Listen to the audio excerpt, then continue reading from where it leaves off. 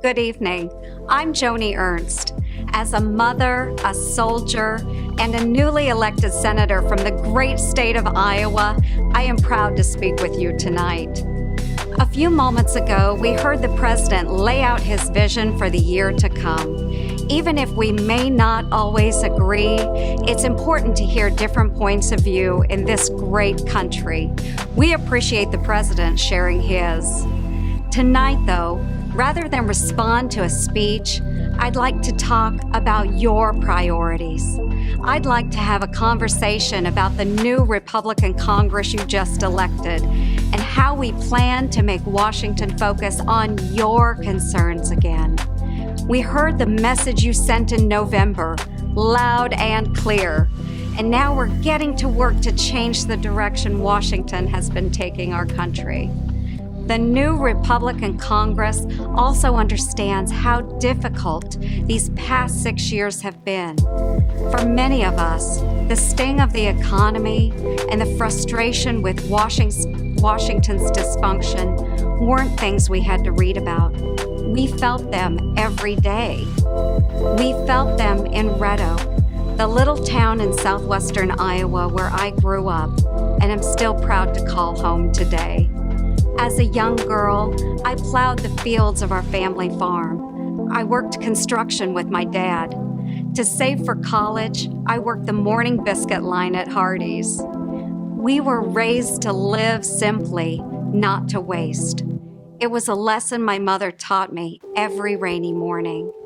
You see, growing up, I had only one good pair of shoes.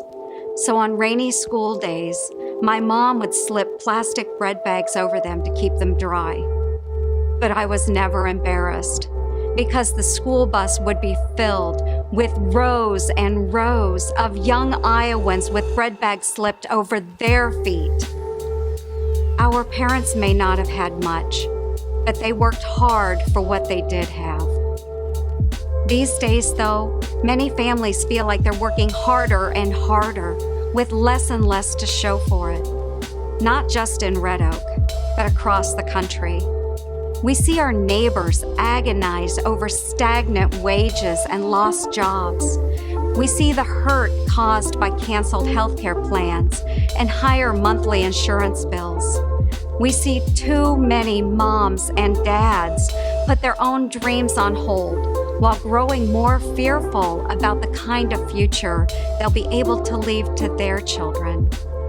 Americans have been hurting, but when we demanded solutions too often, Washington responded with the same stale mindset that led to failed policies like Obamacare. It's a mindset that gave us political talking points, not serious solutions. That's why the new Republican majority you elected started by reforming Congress to make it function again. And now we're working hard to pass the kind of serious job creation ideas you deserve. One you've probably heard about is the Keystone Jobs Bill. President Obama has been delaying this bipartisan infrastructure project for years, even though many members of his party, unions, and a strong majority of Americans support it.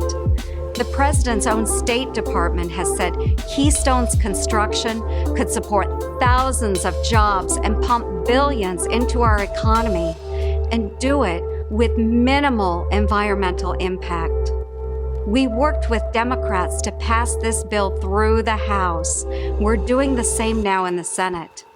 President Obama will soon have a decision to make. Will he sign the bill or block good American jobs? There's a lot we can achieve if we work together.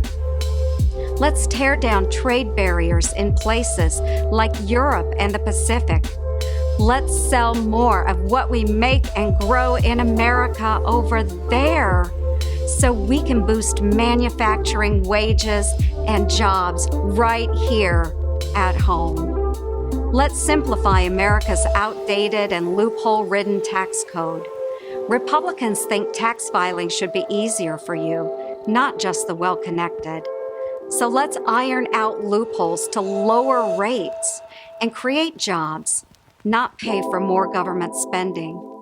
The president has already expressed some support for these kinds of ideas.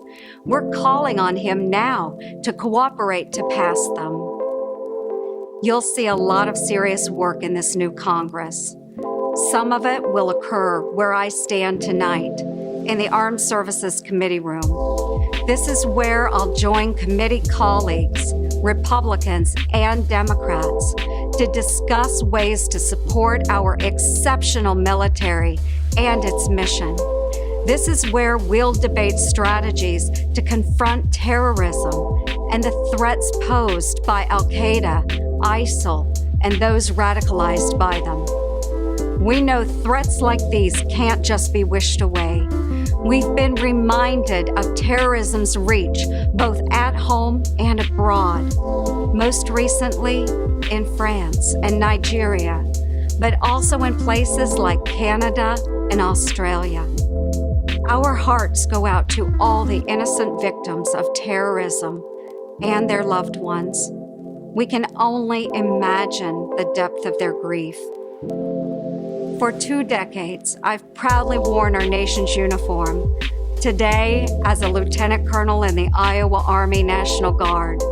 While deployed overseas with some of America's finest men and women, I've seen just how dangerous these kinds of threats can be. The forces of violence and oppression don't care about the innocent. We need a comprehensive plan to defeat them. We must also honor America's veterans. These men and women have sacrificed so much in defense of our freedoms and our way of life. They deserve nothing less than the benefits they were promised and a quality of care we can all be proud of. These are important issues the new Congress plans to address. We'll also keep fighting to repeal and replace a healthcare law that's hurt so many hardworking families. We'll work to correct executive overreach. We'll propose ideas that aim to cut wasteful spending and balance the budget with meaningful reforms, not higher taxes like the president has proposed. We'll advance solutions to prevent the kind of cyber attacks we've seen recently. We'll work to confront Iran's nuclear ambitions. And we'll defend life because protecting our most vulnerable is an important measure of any society. Congress is back to work on your behalf, ready to make Washington focus on your concerns again. We know America faces big challenges, but history has shown there's nothing our nation and our people can't accomplish. Just look at my parents and grandparents. They had very little to call their own except the sweat on their brow and the dirt on their hands. But they worked, they sacrificed, and they dreamed big dreams for their children and grandchildren. And because they did, an ordinary Iowan like me has had some truly extraordinary opportunities. Because they showed me that you don't need to come from wealth or privilege to make a difference. You just need the freedom to dream big and a whole lot of hard work. The new Republican Congress you elected is working to make Washington understand that too. And with a little cooperation from the president, we can get Washington working again. Thank you for allowing me to speak with you tonight. May God bless this great country of ours, the brave Americans serving in uniform on our behalf, and you, the hardworking men and women who make the United States of America the greatest nation the world has ever known.